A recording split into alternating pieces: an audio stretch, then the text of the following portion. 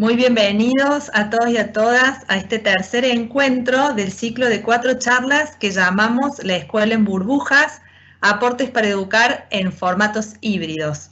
Antes de comenzar, le vamos a dar la palabra a Gabriela de Fant, que es la encargada de vinculación universidad y escuela de nuestra Universidad Blas Pascal, que tiene un mensaje muy importante para ustedes. Hola, muy buenas tardes. Gracias por sumarse hoy a este espacio. Esperamos y estoy segura que así va a ser porque están en muy buenas manos junto a Silvina, Karina y junto a Carla, que van a encontrar muy buenas herramientas para este momento que estamos transitando hoy y que llamamos aprendizajes emergentes y pedagogías lúdicas.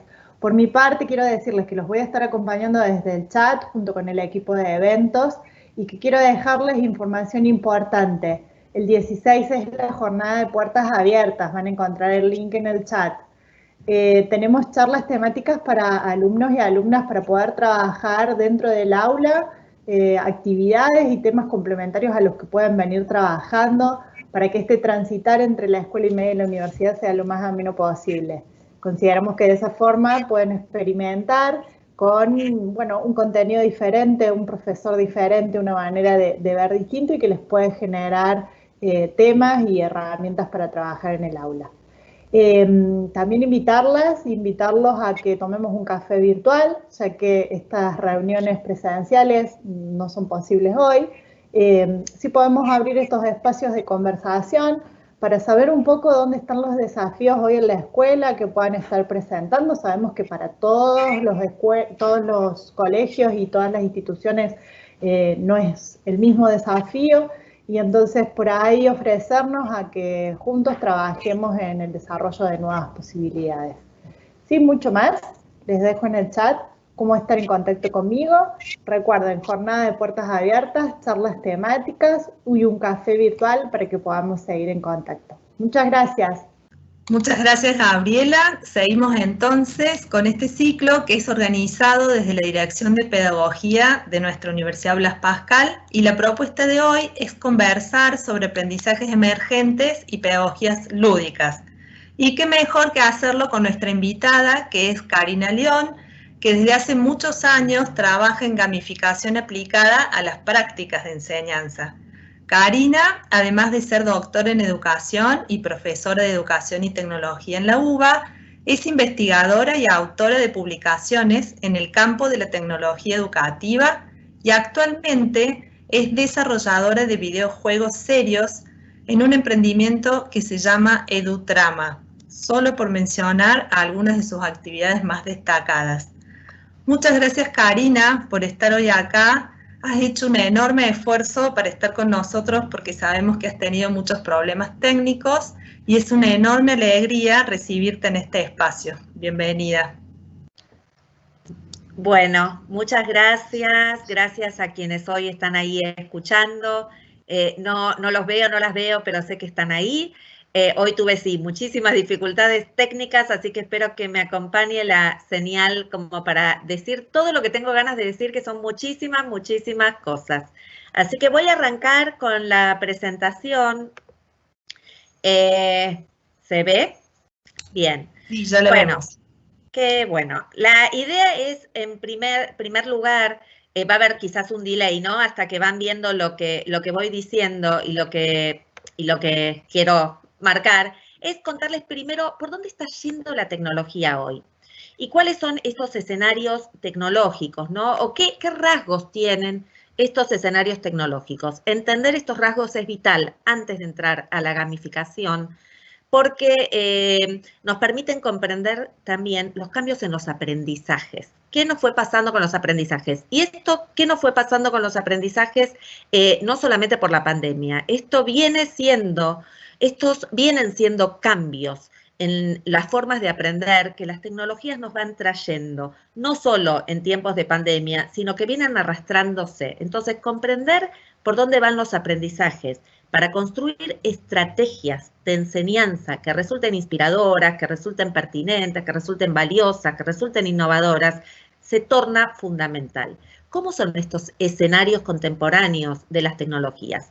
Por un lado son inmersivos, Esto es, cuando uno juega un videojuego, en general no quiere salir del videojuego, quiere ir al siguiente nivel e ir al siguiente nivel. Cuando se ve una serie, uno quiere hacer maratones de series, ¿no? Es una inmersión, una profundidad. Si algo nos trajo la pandemia justamente, también es una inmersión en la decisión de cuáles son los contenidos más relevantes para enseñar. Tuvimos que también aprender de estos escenarios, que era vital, que era necesario justamente elegir qué enseñar, profundizar, más que una idea de extensión, una idea de profundidad, una idea de inmersión. Por otro lado, estos escenarios son multiexpresivos, esto es, nos hablan con múltiples lenguajes. Podemos estar escuchando, podemos estar con un video, con un audio, un podcast, un meme, una imagen, una historieta. Hay más de una forma de expresar un contenido. Hay más de una forma de expresar cómo se aprende. Podemos, y esto está hace muchísimo estudiado, ¿no? Hay inteligencias múltiples, hay aulas heterogéneas, hay muchas formas de expresar estos aprendizajes, pero las tecnologías también habilitan distintos lenguajes para expresar esto que aprendimos. No hay un solo modo de expresar. Otros rasgos son más complejos. En los últimos años, bueno, y a mí que me gusta mucho la informática, si hacemos un raconto de los últimos años, y si bien son varios años, la tecnología avanza rápidamente. Si recuerdan que antes de Google había vida, una protovida, pero había vida, ¿no? Antes de Facebook y las redes sociales estaba ICQ, estaba Altavista, existía el DOS, quizás alguna que está por ahí recuerda que uno tenía que poner un comando, ¿no? Algo raro hoy en las computadoras, no ponemos comando, hacemos clic. Y estas mediaciones que las tecnologías simplificaron, porque nos quieren hacer la vida más fácil y la vida más simple, ¿no? Y con un solo clic se nos abren ventanas, se nos abren plataformas, esconde o invisibiliza procesos complejos de construcción del conocimiento. Esta es una primera cuestión a considerar y que después la voy a recuperar con el tema de la gamificación, porque estos procesos invisibles son de construcción compleja. No es que nosotros investigamos por Internet, nosotros buscamos información por Internet. Y la investigación es la construcción de una hipótesis con esa investigación. Esta sobresimplificación de los procesos en los que las tecnologías nos quieren facilitar, lo que esconden es la complejización de los procesos de construcción del conocimiento y la necesidad de hacer visibles esos procesos de construcción del conocimiento. Lo voy a trabajar después con lo que tiene que ver con la autorregulación, con la autonomía, ¿no? Con procesos metacognitivos que se pusieron muy en evidencia justamente a partir de la pandemia, con la necesidad de repensar esta visibilización de los procesos de construcción del conocimiento frente a la complejidad que nos ponen tecnologías simples, ¿no? Por otro lado, otro de los rasgos complicados, ¿no?, que tenemos es la fragmentación. La información está fragmentada, nuestra vida está fragmentada en redes, en múltiples plataformas, transitamos múltiples plataformas. Y esta fragmentación de la información nos exige un compromiso mucho mayor cognitivo de juntar esos pedazos, ¿no? Entonces tenemos un Classroom, tenemos un Meet, tenemos Teams, tenemos millones de plataformas, pero el sujeto es uno solo.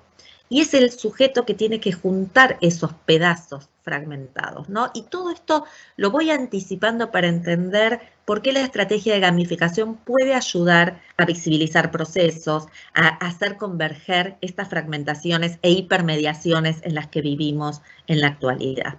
Y la desmaterialización, que es algo que todo transcurre, como diría Barico, en un ultramundo, en un mundo digital, ¿no? Donde la experiencia física no está, ¿no? Es una experiencia física distinta, ¿no? Y esto también nos trae el desafío de las escuelas en tiempos de burbuja, ¿no? ¿Qué es la presencia?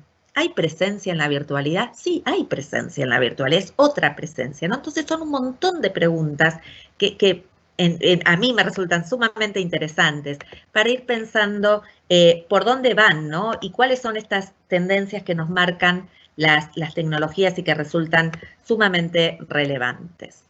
¿qué tenemos en todos estos desarrollos que están teniendo lugar? Yo voy a trabajar solamente el puntito de videojuegos, no de la gamificación, pero fíjense que hay un montón de desarrollos que nos ponen preguntas sumamente difíciles.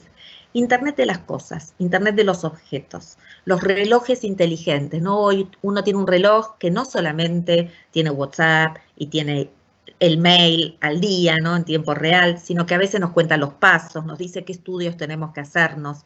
Tenemos muchísima información en dispositivos, en microdispositivos, cada vez más pequeños, ¿no? En Internet de las cosas hay desarrollos como un lápiz que corrige la ortografía y ahora corrige también la gramática, y eso también, ¿no? El lápiz solo es un predictor que va anticipando errores posibles que podemos hacer mientras escribimos.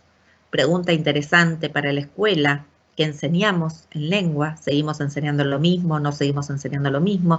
La tecnología nos hace preguntas, ¿sí? Pero las preguntas son humanas, no son de la tecnología, son construcciones que hacemos como sujetos, ¿no? Big Data, los grandes volúmenes de información. Esto es lo que le decía antes, ¿no? Mucha información fragmentada. ¿Cómo hacemos para construir de toda esa información conocimiento relevante?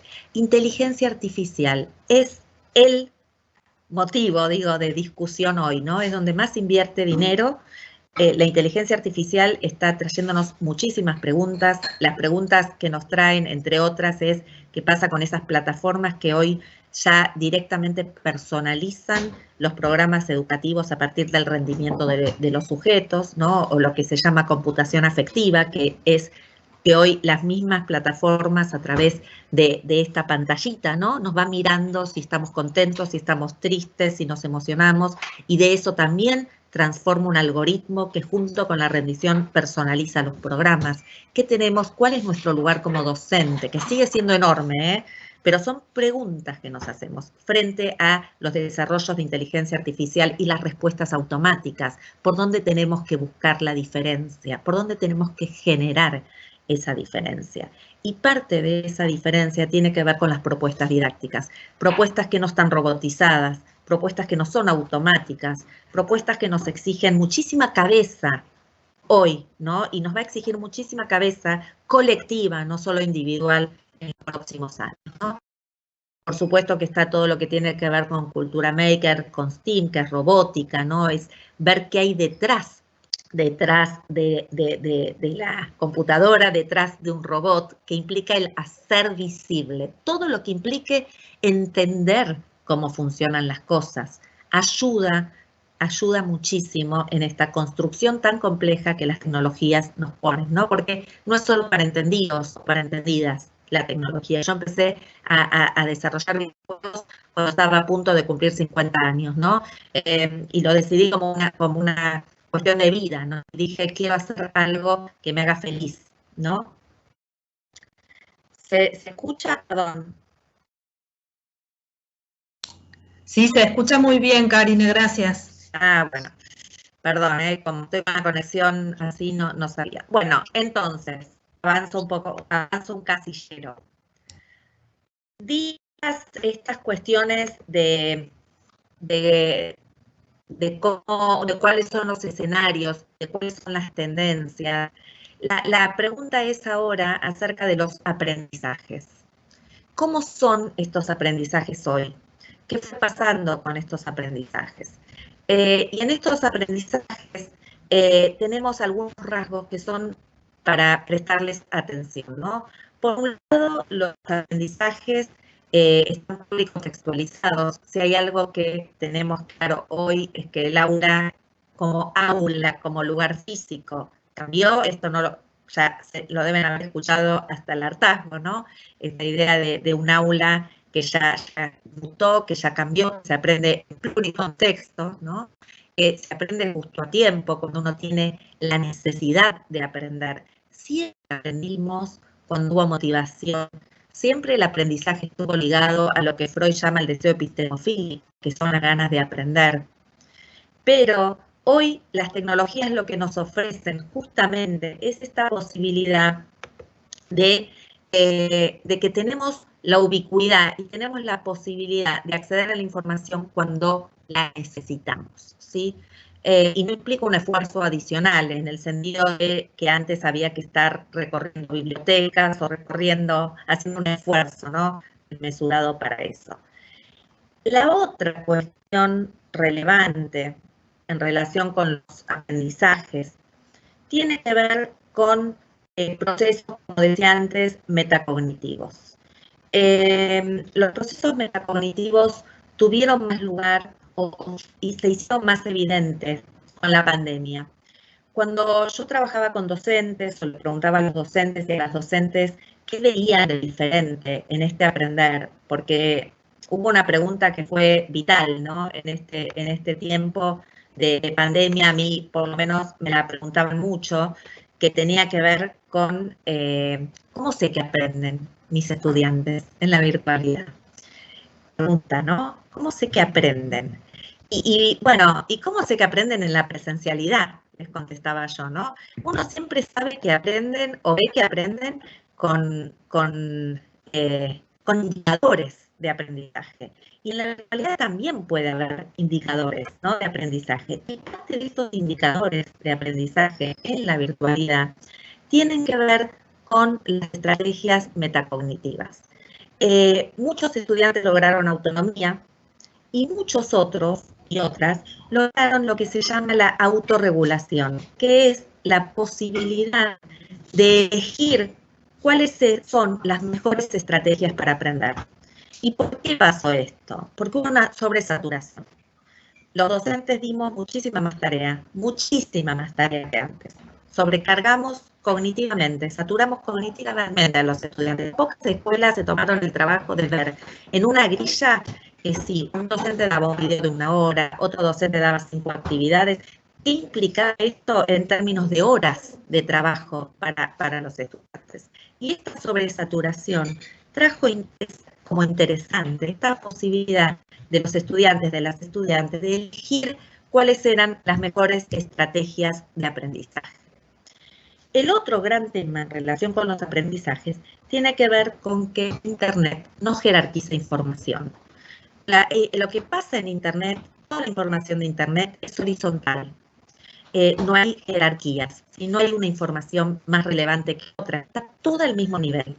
Y fíjense qué interesante es esto de que esté toda al mismo nivel, que genera aprendizaje de tipo asociativo. Nuestros estudiantes aprenden a asociar rápidamente, no necesariamente aprenden a comprender en profundidad. Y ahí volvemos a la inmersión, y ahí estamos haciendo ya un nexo de aprendizajes hacia lo que me interesa particularmente, que tiene que ver con las estrategias de gamificación.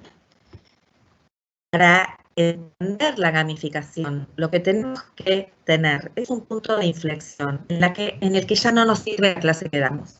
Pero no nos sirve porque, lo que digo, ¿no?, porque los aprendizajes, porque la información es horizontal, porque la horizontalización de esa información sin jerarquía se traslada también a los vínculos, ¿no?, que fueron cambiando también. Si hacemos la historia de la tecnología, el DOS, ¿no?, que les decía, hagamos la historia de la autoridad docente y cómo se fue transformando también esa relación, ¿no?, con el estudiantado. Y en este sentido, lo que traigo como desafío es que ya no nos sirven esas mismas herramientas.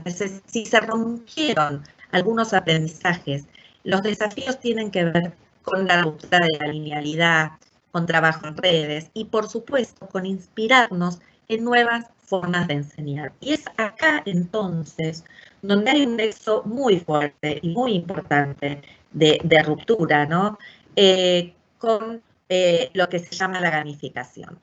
¿Y por qué? ¿Por qué? Porque la gamificación, que en definitiva es capturar rasgos de los videojuegos, diseñar una estrategia didáctica. No es un videojuego en clase en este sentido, ¿no? Cuando hablamos de gamificación, hablamos de capturar algunos de los rasgos que estos videojuegos nos traen para la enseñanza. Cuando jugamos videojuegos, no sé cuántos acá hay que juegan, pero no videojuegos, cuando juegan un juego también, afloran cosas, afloran otras cosas, afloran emociones, aflora también buen humor, uno está mejor predispuesto, pero además elige compañeros de juego, elige jugadas, elige el color que quiere, ¿no? Elige. En educación elegimos poco, ¿eh? Los docentes eligen mucho más, pero los estudiantes, las estudiantes eligen poco, eligen muy poco, no eligen el contenido, no eligen las tareas, no eligen casi nada prácticamente, ¿no?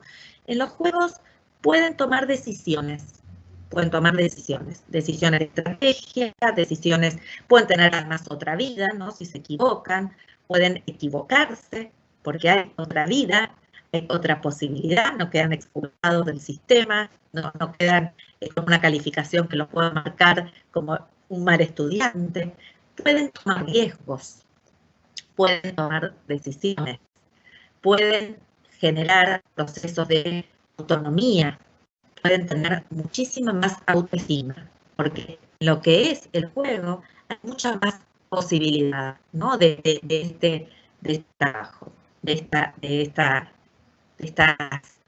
habilidades, podríamos decir.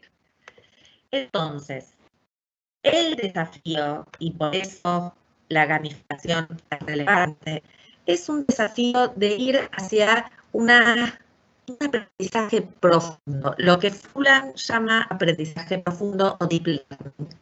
Si hablábamos al inicio de inmersiones, si hablábamos al inicio de que tuvimos que elegir qué contenidos dar, elegir qué tareas dar, y los estudiantes y las estudiantes también tuvieron que decidir qué hacer con su tiempo, a qué tareas le destinaban tiempo, a cuáles menos, y tuvieron que decidir y tuvieron que optar y también transformar estas estrategias de aprendizaje, es en pos de un aprendizaje más profundo. Acá la pregunta es, ¿qué queremos que se lleven nuestros estudiantes del paso por el sistema educativo? ¿Todas las experiencias tienen igual valor? No. ¿Cuáles dejan huella? ¿Cuáles son profundas? ¿Cuáles generan aprendizajes perdurables? ¿Y por qué me gusta jugar con la gamificación? Porque parte de lo que uno recuerda son esas experiencias lúdicas, donde no había tanta presión, aunque estabas aprendiendo, donde tenías la oportunidad, ¿no? de trabajar con otros compañeros, colaborando en grupo. Había ahí como una posibilidad de otro tipo de trabajo, ¿no? De otro tipo de articulación. El aprendizaje profundo es aquel aprendizaje que perdura para toda la vida. No son todos los aprendizajes, son algunos aprendizajes y en general están vinculados con vivencias extraordinarias. Estas vivencias únicas o valiosas se pueden dar tanto en la virtualidad como en la presencialidad. Tengo que elegir qué dar en cada una. Yo he hecho clases lúdicas, ¿no? Donde mis estudiantes tenían que venir disfrazados a la clase con un superpoder y muchos docentes, ¿no? Y elegir cuál era el superpoder docente que aprendieron en la pandemia y quizás eran los rayos X de entender qué había detrás de cada cuadradito de Zoom o de Mix, y entonces traían unos anteojos de rayos X. Estas actividades lúdicas quedan, ¿no? Son, lo que digo, para. Y el aprendizaje, además, se ve en la transferencia, en qué queda en el largo plazo. No esa transferencia de yo aprendí lo de matemática y ahora puedo resolver un problema. Es la transferencia a largo plazo. Aquella que a veces no vemos porque tenemos a los alumnos en segundo y quizás en quinto se dan cuenta, ¿no? De que algo que enseñamos en segundo les sirvió o así en toda la vida escolar, ¿no? Es esa transferencia que en general ve el docente o la docente que sigue, ¿no?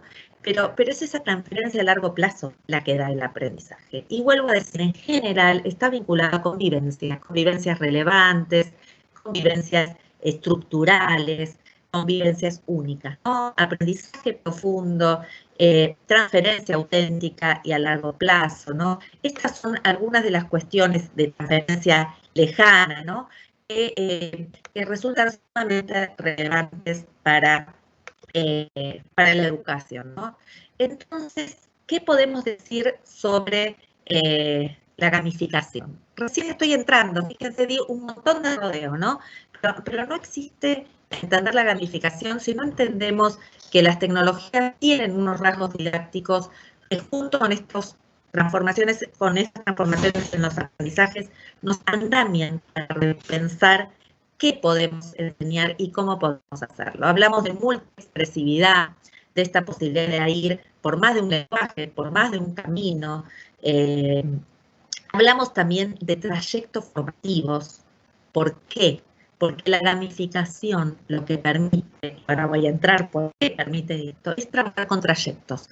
Si hay otro rasgo que en la pandemia, no es de la pandemia, ¿no? Porque siempre trabajamos con aulas heterogéneas o con aulas muy complejas, ¿no? Desde el punto de vista de la heterogeneidad del estudiantado. Pero si hay algo que emergió más fuertemente, tuvo que ver con trayectos, ¿no? Esta profundización en trayectos diversos, porque tuvimos estudiantes que fueron más rápidos, otros que fueron más lentos, ¿no? Y generamos trayectos formativos muy diferenciados, ¿no?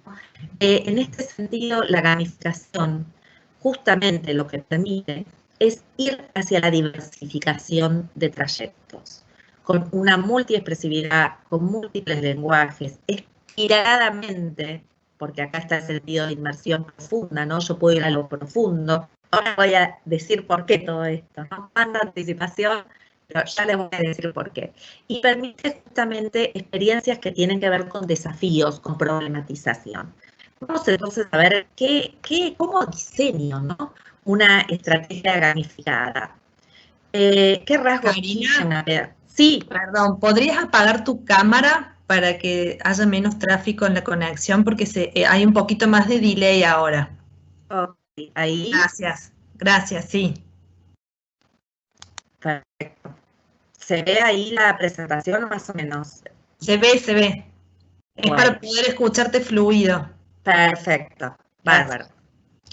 ¿Qué rasgos tiene una pedagogía lúdica? ¿Cómo generamos una pedagogía lúdica? ¿Cómo hacemos una estrategia pedagógica lúdica?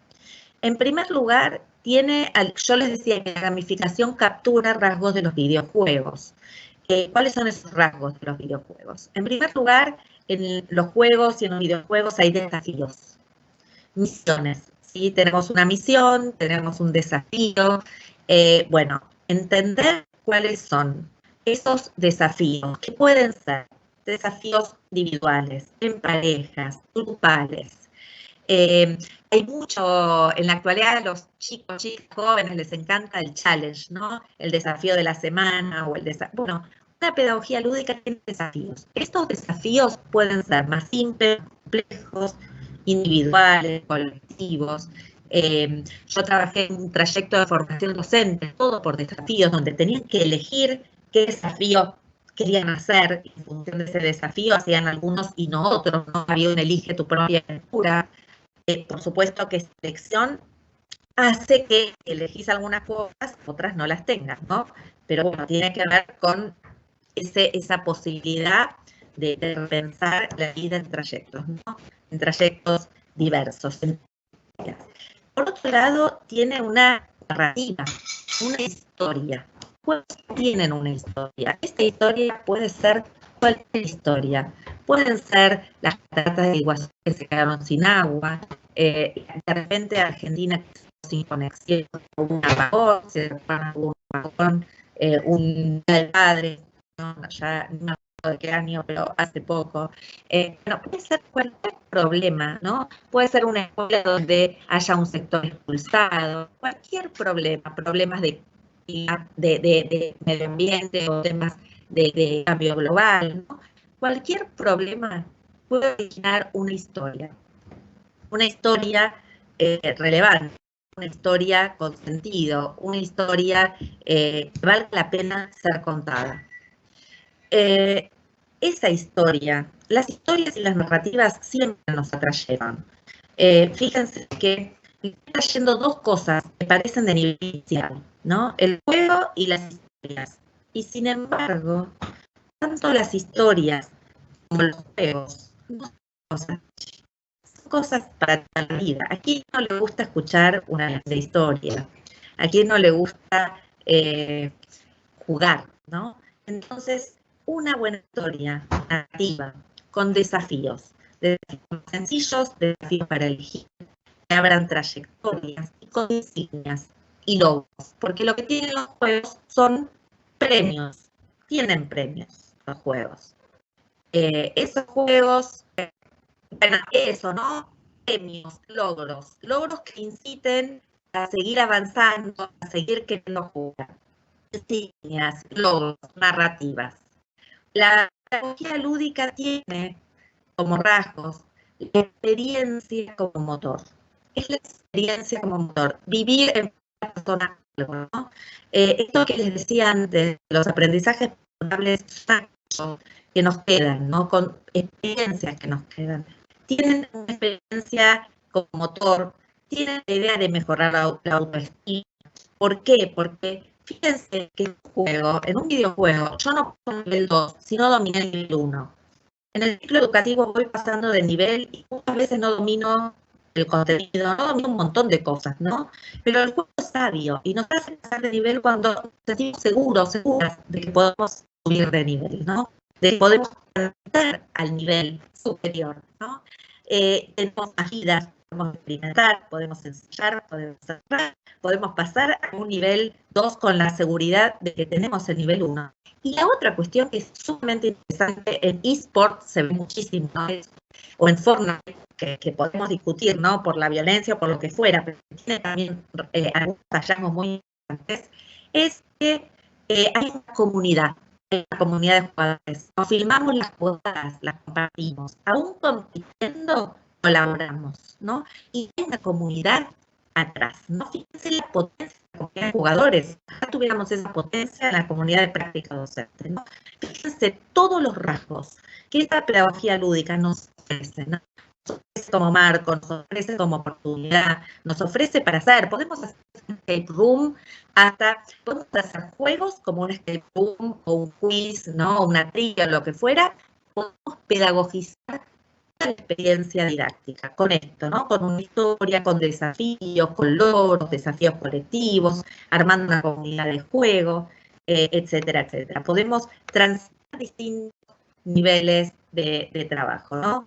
¿Qué les propongo? Porque sé que también hay una pregunta, ¿no? de Vale que me dejó de la vez pasada, que ya voy a contestar, pero ¿qué les propone? ¿Qué les propongo como pedagogía lúdica, ¿no? ¿Y qué nos propongo como colectivo docente?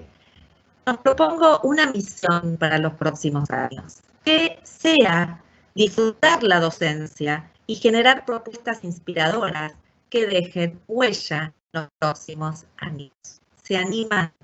De esto se trata la gamificación, de generar experiencias que dejen huella, de animarnos nosotras, a experimentar una clase distinta, una clase que recupere la vivencia como centro, los aprendizajes perdurables como eje, y que nos inviten también a divertirnos, a generar placer en la docencia, que no es poco.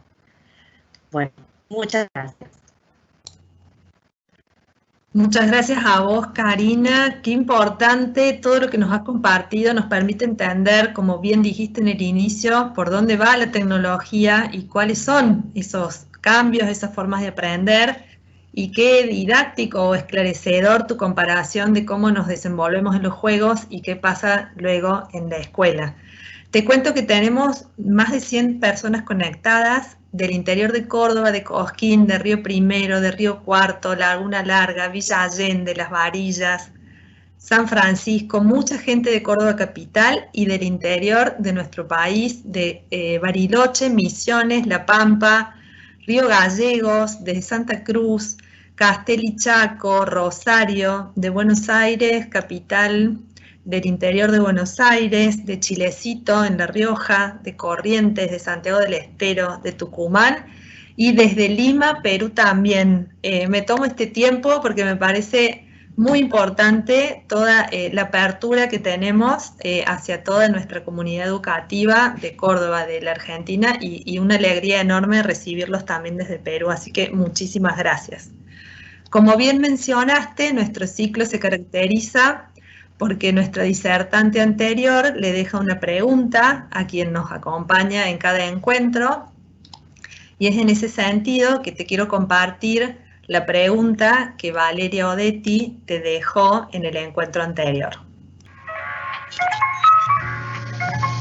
Bueno, Karina, ¿cómo estás? Espero que disfrutes de este encuentro igual que disfruté yo. Y mi pregunta sería, pensando en los proyectos de gamificación, sobre el rol docente. ¿En qué docente estás pensando? ¿Estás pensando en un docente diseñador de la propuesta de gamificación, un docente que orienta una propuesta que diseñó otro, o un docente que ejerce la docencia como parte del juego, o sea, metido en la estructura gamificada de la propuesta?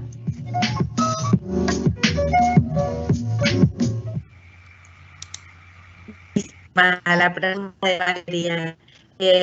Y yo soy ambiciosa y estoy pensando en todo. Estoy pensando en un docente que se anime a jugar, estoy pensando en un docente que diseñe una estrategia gamificada, o sea, que tenga múltiples roles, ¿no? Me parece que no es excluyente hoy esto. Para poder diseñar una propuesta gamificada también tenemos que arriesgar y experimentar, ¿no? Bueno, esto va a conectar con la próxima disertante que reinventa la clase, reinventa la docencia, reinventa todo, ¿no? Pero lo que decía es que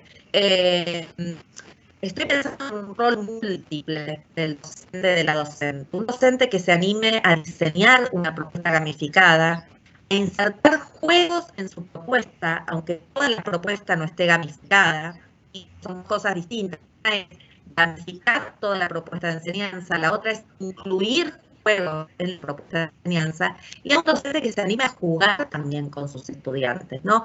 Esto habla de querer experimentar, querer cambiar la clase.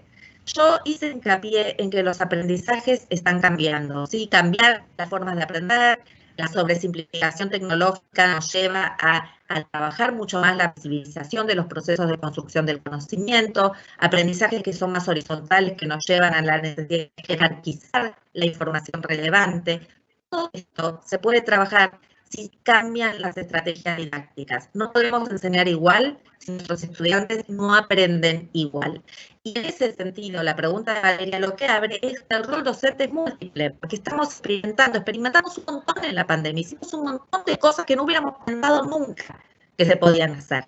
Y sin embargo las hicimos, ¿no? Hicimos un montón de cosas que pensamos que no se podían hacer. Y por qué no también incluir herramientas que motiven, que nos motiven, que nos hagan felices también, ¿no? Que nos permitan acercarnos a los estudiantes, estar más cerca de cuáles son las formas que tienen de aprender y lo que les gusta aprender, ¿no? En este sentido me parece que el rol es múltiple, diseñar, jugar, participar del juego, todos los roles que podamos asumir. Hagamos un juego de rol justamente donde todos estos roles sean posibles y sean válidos y no sean excluyentes, porque nada es excluyente, todo convive. Bueno. Y te estaba agradeciendo por esta respuesta a la pregunta de Valeria. Te cuento que tenemos muchas preguntas.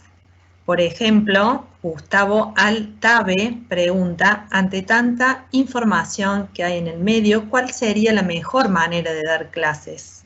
Los presentes nos permiten, quedo yo en cámara. Quedo en cámara y yo contesto. Hacemos chirolita. Lo importante es poder escucharte también y bueno, que pudieras compartir con ellos respuestas a tantas consultas que nos han llegado. Voy a responder todas las preguntas. Lo de la jerarquización de la información es un tema, porque en realidad lo que está sucediendo y lo que yo por lo menos estoy investigando en los últimos años tiene que ver con eso, ¿no? Con que cuando uno pide una idea central o cuando le pedís que elija el concepto principal de un texto, que pueden elegir un ejemplo y no necesariamente es la idea central, ¿no? O que asocian más rápido de lo que comprenden, tiene que ver con estas tendencias tecnológicas. Todo lo que ayude a síntesis, elegir ideas centrales, discutir con ellos cuáles les parece que, por ejemplo, son esas ideas centrales. Hay que discutir con ellos, porque a veces se dicen, no, esa no es la idea central, para mí no es la idea central, ¿no? Y ese para mí y para vos, hay una cuestión de relatividad relatividad epistemológica, que está bueno discutir, ¿no? ¿Qué es central hoy? ¿Qué es periférico? Que también forma parte de la comprensión. Decime con tus palabras cuál es la idea central. Todo lo que ayude a argumentación crítica, a selección, a curaduría de contenidos, todo eso ejerce una importante relevancia en diferenciar y jerarquizar información. Y es importante jerarquizar la información porque es lo que permite la construcción de conocimiento, ¿no? Es lo que ayuda en la mediación entre información y el proceso de construcción de conocimiento.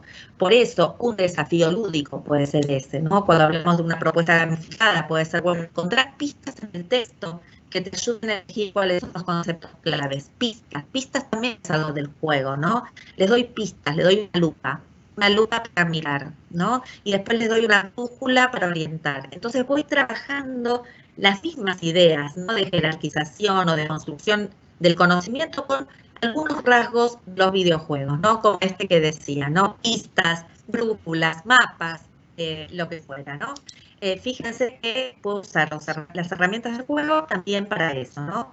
Para trabajar procesos cognitivos. Muchísimas gracias, Karina. Federico Hollenberg pregunta, ¿cómo hacer para poder ayudar a los alumnos que no poseen acceso a Internet o que tienen un solo dispositivo móvil para toda la familia? Bueno, esto en realidad es toda la política, ¿no? Que deberían ayudarnos a trabajar esos temas, pero muchos de los juegos pueden ser también analógicos, ¿sí? No todo es digital. Por ejemplo, yo les podría decir a nuestros estudiantes que elijan un objeto que los acompañó durante toda la pandemia y que hagan algo con ese objeto, que le cuenten una historia, y todo eso requiere de dispositivos, ¿sí? O hacer como un especie de campamento en la casa o de buscar tesoro en la casa, donde busquen tesoros, ¿no?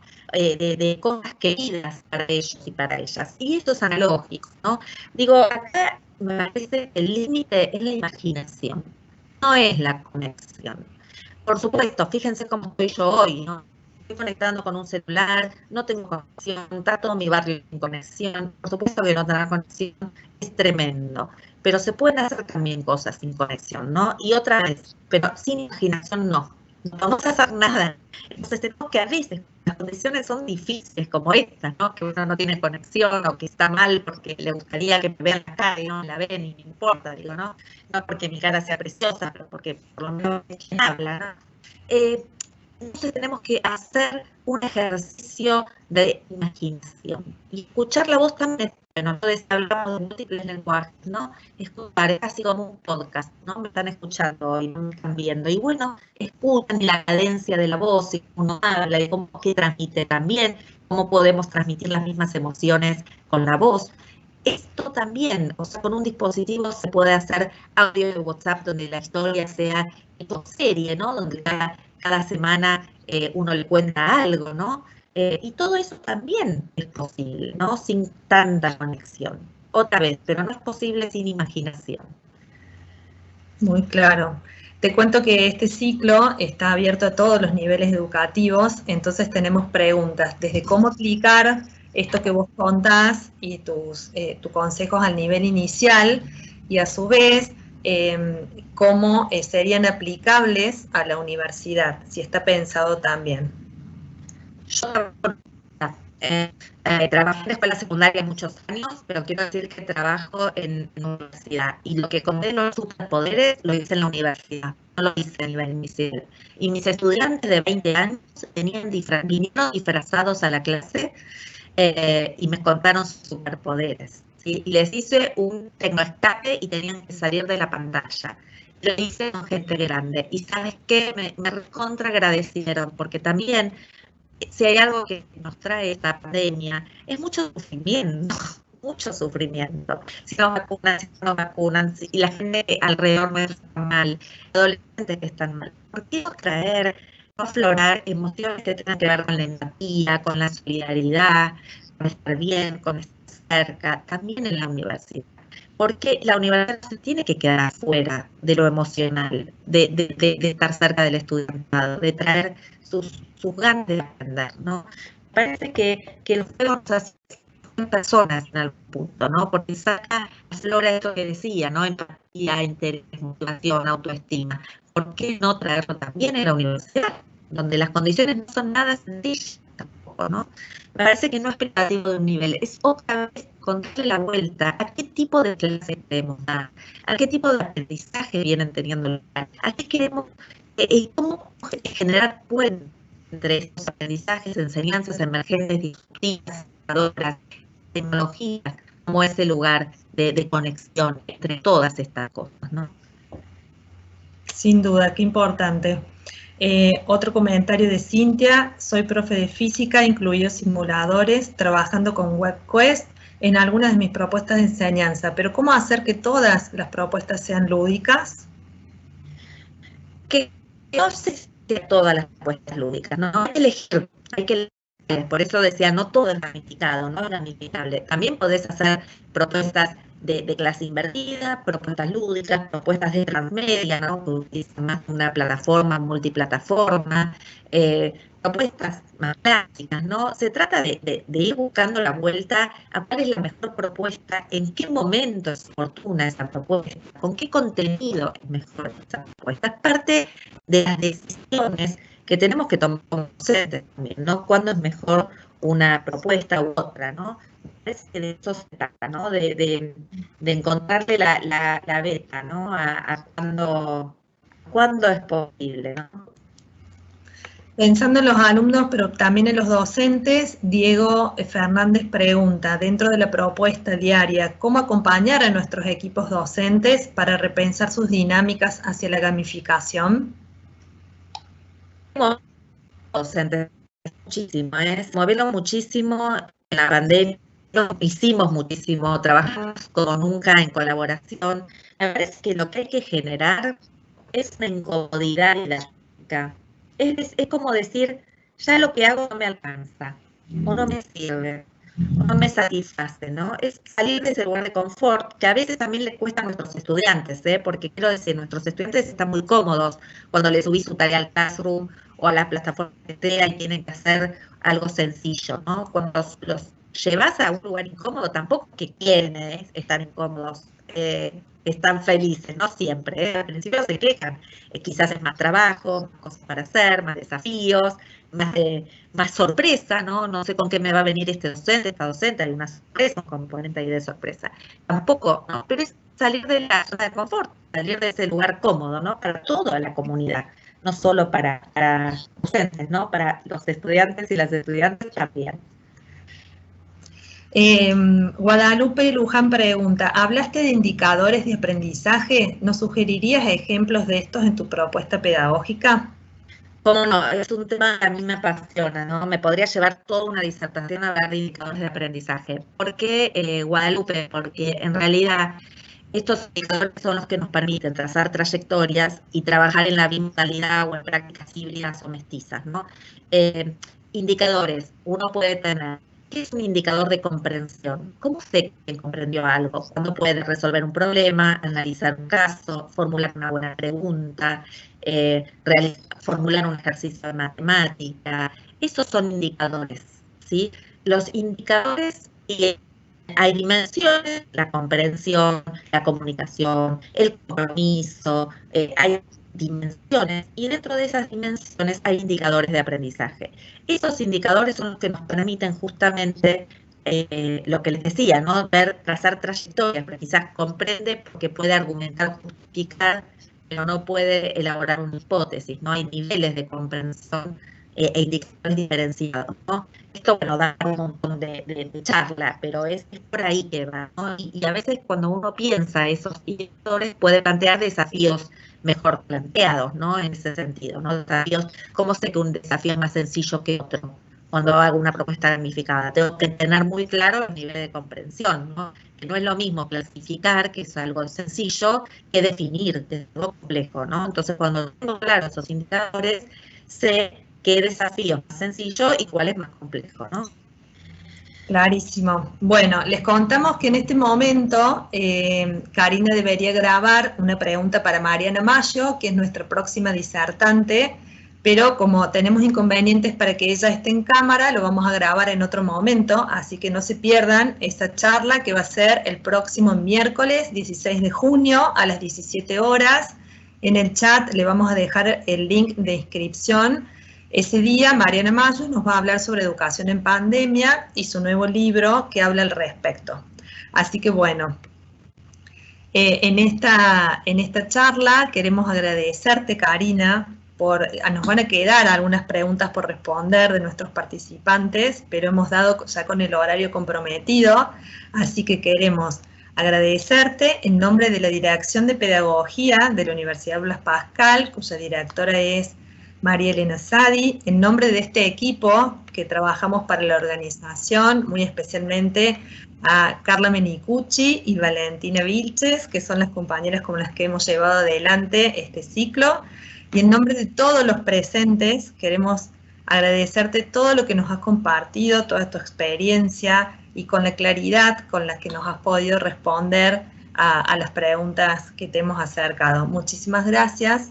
Bueno, mil disculpas que no se vio la última parte de mi cara, que por lo menos se escuchó la presentación. Valoramos muchísimo el esfuerzo, así que ningún problema. Y bueno, acá estoy para todas las dudas que quieran seguir conversando, siempre abierta a la conversación y al diálogo. Muchísimas gracias. Muchísimas gracias de nuevo, Karina. Los esperamos a todos el próximo miércoles 16 de junio a las 17 horas. Muy amables. Ha sido un gusto. Gracias. Gracias.